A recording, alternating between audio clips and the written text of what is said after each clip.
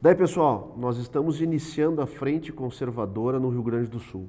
E hoje eu vim aqui conversar com esse gigante líder da direita brasileira, Eduardo Bolsonaro, que tem um carinho especial pelo Rio Grande do Sul. E daqui a pouco ele explica até por quê, todo mundo sabe, né? Já tem as duas comendas aí, da Assembleia e da Câmara Municipal. E tem a mais importante, tem uma esposa gaúcha. Claro, tia. E também recebe um carinho e um respeito muito grande do nosso Rio Grande.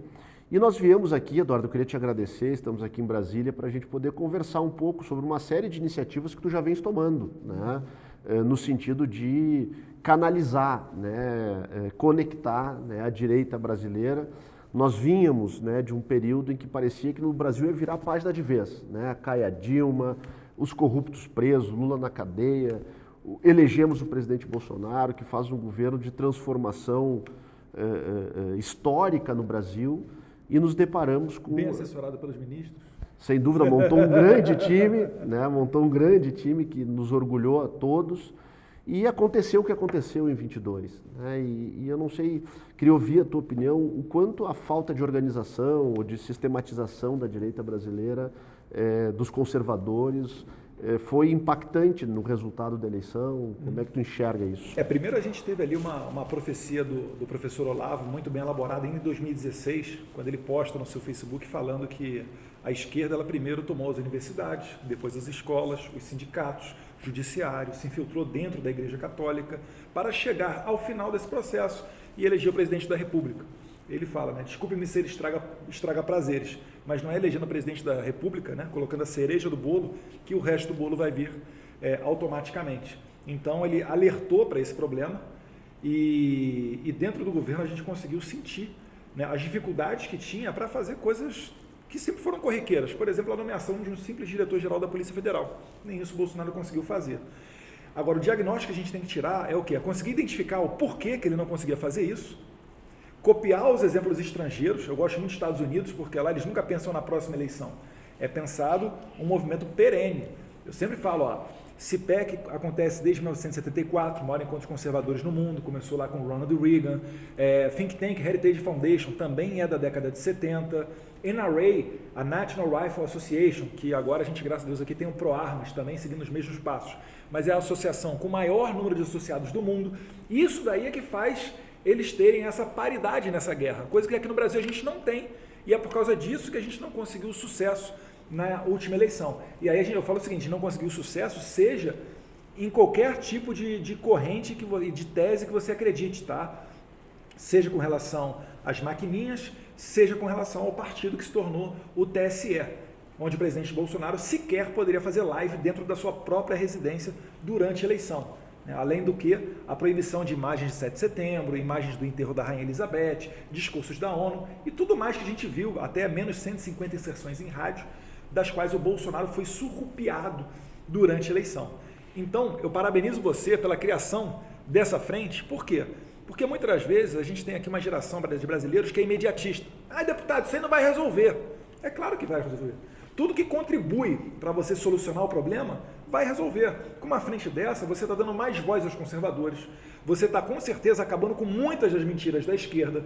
Você está falando, olha, quando a esquerda propor aqui, por exemplo, o fim do marco do saneamento básico, que é o que o Lula fez agora através de decreto, fala, não, o caminho é a gente ir por uma economia liberal, deixar a iniciativa privada entrar para explorar esses serviços. Enfim, eu estou indo no detalhe, mas eu estou falando que esse tipo de proatividade é justamente o que a gente precisa, para a gente ter aqui também a nossa Heritage Foundation, NRA, Partido Republicano, outros think tanks, e assim a gente saiba se identificar como conservador, votar como conservador e o principal, viver como conservador. Não adianta nada você ir na igreja, você chega em casa, você trai a sua esposa, você usa drogas, você não respeita o mandamento não mentirás, né? Não prestarás falso testemunho. Então a gente tem que ser justamente aquilo, a gente tem que ser aquilo que nós pregamos. E assim é que a gente vai conseguir mudar a nossa sociedade. Finalizando, Rodrigo, antes de retornar a palavra para você, mais um problema da geração imediatista, né, de tentar resolver tudo numa tacada só, é que não conseguem perceber que o problema começa dentro de casa. Exemplo, a gente reclama da doutrinação ideológica. Se todos os pais olharem os cadernos de todos os seus filhos, se todos os pais se dedicarem meia hora, uma hora que seja do dia, o que é muito pouco, para cuidar do seu maior patrimônio, que são os seus filhos, para ver o que eles aprenderam na escola, se uma geração inteira fizer isso, a gente acaba com o problema da doutrinação na escola. Porque essa geração vai virar professor, né, um tempinho depois, e já não vai estar mais disseminando aquela doutrinação, aquele veneno que é incutido na cabeça deles enquanto eles estão nas escolas e universidades. Então a gente começa a resolver os problemas do Brasil dentro da nossa casa, depois para o nosso bairro.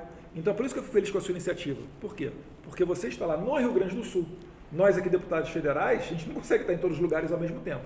Então, parabéns por essa sua iniciativa e eu espero em breve que a gente esteja junto no lançamento. Sem dúvida, será uma honra para nós e eu acho que tu falou uma coisa que eu concordo e que é muito importante, né?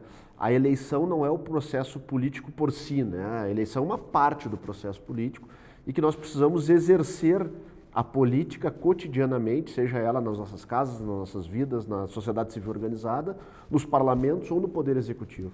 E nós enfrentamos justamente isso, né? Nós temos uma direita, e aí muitas vezes deixando de lado as coisas importantes que tu comentou, que interferiram na eleição, como o posicionamento tendencioso do Tribunal Superior Eleitoral, todas as dúvidas que existem em relação ao processo de apuração, né?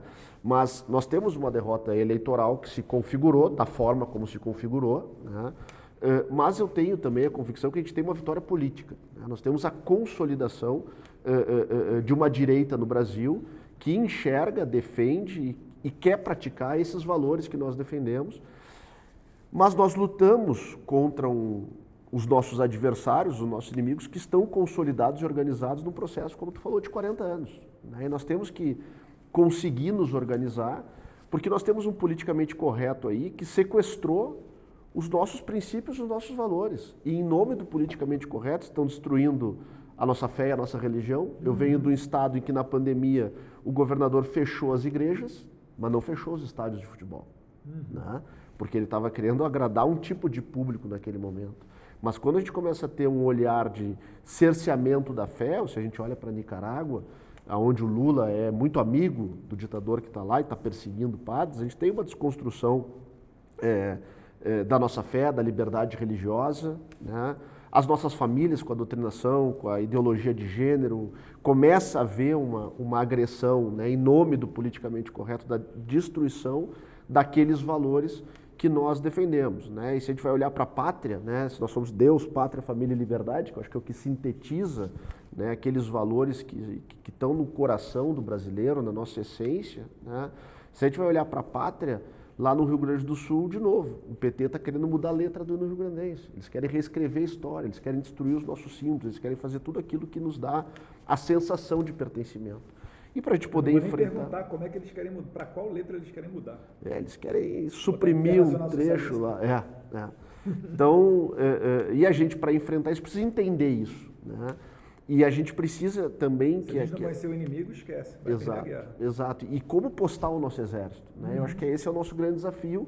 E essa é o objetivo da frente conservadora, que a gente possa fazer chegar lá no Rio Grande do Sul essa organização que tu vens liderando aqui em âmbito nacional. Né? Então, tem o Instituto, tem o CIPAC, tem a formação conservadora. Livro, quem puder lançar livro. Você pode ver, nos anos 60, né, depois de 64, quando a esquerda perde o poder, eu não vou entrar nos detalhes de 64, mas para mim foi um ato de contra-revolução esquerdista, as pessoas nas ruas, o apoio todo de imprensa, igreja católica, empresariado, ruralistas, mas enfim, uma parte da esquerda, ela faz o quê? Ela começa a fazer livro, ela vai para o literário, os grandes festivais, ali nasce esse pessoalzinho todo, Chico Buarque, Gilberto Gil, Caetano Veloso, etc., que estão aí até hoje. E o que a esquerda faz? Ela é mestre em não ter a razão e ganhar o debate. Por quê? Porque ela vai no emocional. Ela, por vezes, também não tem preocupação nenhuma em mentir para tentar ganhar apoio da opinião pública, coisa que a gente não vai fazer. Mas eles, se você for aprofundar esse estudo, você vai chegar numa coisa chamada Escola de Frankfurt. A Escola de Frankfurt, ela nasceu no início do século passado, e foram teóricos que conseguiram perceber rapidamente que o modelo soviético não daria certo. Esse controle estatal de 100% da economia, né, você tirando todo tipo de acadêmicos de um processo que poderia aperfeiçoar o sistema, né, sem ter esse debate, esse pessoal acabou se isolando, Horkheim, Adorno, dentre outros, e conseguiram fazer estudos profundos de como a sociedade se forma.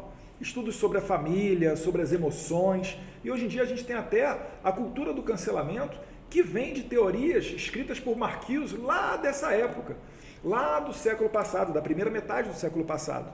Então, demorou um tempo para florescer, mas hoje o principal modelo de conquista da esquerda é justamente o cultural, onde você cai no modelo socialista sem nem se dar conta que está vivendo no socialismo. Então repara o quanto que é importante esse trabalho filosófico, teórico, mas que a gente tem que fazer exatamente a mesma coisa, só que voltado para o bem, para a preservação das boas tradições, ou mesmo para reformar a nossa sociedade, mas não fazer como os revolucionários, né? Jogar a casa abaixo para tentar erguer uma estrutura totalmente nova. É isso aí, e acho que para finalizar, tem o outro, talvez, dos mais importantes princípios que nós defendemos e que o governo Bolsonaro tanto defendeu, e talvez por ser tão caro para nós, né, que é a liberdade, ele foi tão perseguido e injustiçado, porque o sistema que aí está posto, quanto mais liberdade tiver o povo, menos poder tem os governantes, né? E por isso que esse sistema, né, o establishment brasileiro, reagiu de forma tão truculenta, né? E nós estamos vendo a nossa liberdade sistematicamente ser agredida, né? Seja pelo PL da censura, seja pela retirada ou a tentativa de retirada do nosso direito à legítima defesa, seja a gente escuta aí os ministros falando em restrição do direito de reunião, né? Então é algo muito assustador que a gente já viu acontecer em países aqui perto e que essa nossa mobilização é fundamental, né? Então eu queria primeiro te agradecer muito, cara, pelo trabalho que tu está fazendo, pelo que tu representa para nós, para o Brasil, dizer que nós estamos montando lá no Rio Grande do Sul essa frente conservadora justamente com esse objetivo de dar capilaridade e de ajudar no serviço que vocês estão fazendo aqui em âmbito nacional para que chegue no Rio Grande. Isso tem que chegar no Paraná, tem que chegar no Acre, tem que chegar na Bahia, e nós queremos fazer a nossa parte. E para isso a gente quer contar com a tua liderança, que tu nos ajude, nos lidere lá para a gente fazer a nossa parte e convidar a todos que possam participar dessa grande força-tarefa que a gente quer fazer com essa frente conservadora. Juntar a sociedade civil organizada, juntar os parlamentares, juntar aqueles que já militam nos grupos de estudo conservadores, aqueles que já fazem parte destes grupos, enfim, todo mundo, porque também sozinho a gente não faz nada e a gente defende aquilo que a gente acredita. Com certeza. A gente viu que só ganhar a eleição não foi suficiente. O que está faltando de restante é esse bate-papo que a gente quer ter com vocês, e é por isso que a gente está querendo lançar essa frente conservadora, não só no Rio Grande do Sul, mas que sirva de exemplo a outros deputados estaduais, porque o que é bom, essas ideias devem ser copiadas, e a gente está junto aí, para ter certeza. Valeu. Obrigado, Rodrigo. Valeu, sucesso para nós.